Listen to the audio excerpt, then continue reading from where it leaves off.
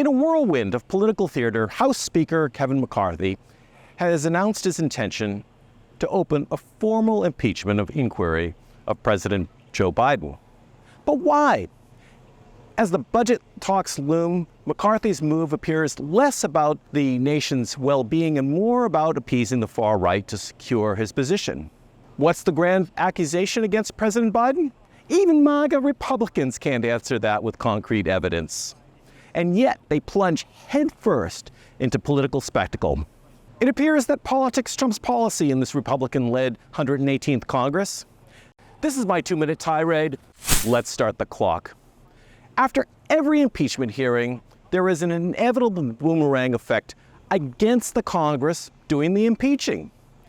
Both former Presidents Clinton and Trump saw their highest approval ratings in office just days after Senate acquittals from their hearings. Even Trump's alleged venal extortion of an ally to dig up dirt on a political opponent wasn't enough to sway voters. And who suffers from these inquiries? Not the one being impeached, no. It's the country that suffers from such theater shows. Ironically, it is those who lead the charge that end up with egg on their face. The public is not blind. They see through the charades and the thinly veiled attempts at political grandstanding.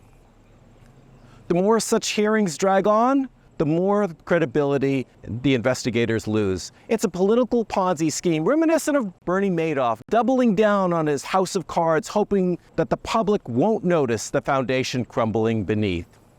For MAGA Republicans, instead of propelling themselves forward with new policy initiatives, they're looping their own noose, letting real opportunities to demonstrate progress to the American people slip through their eager fingers.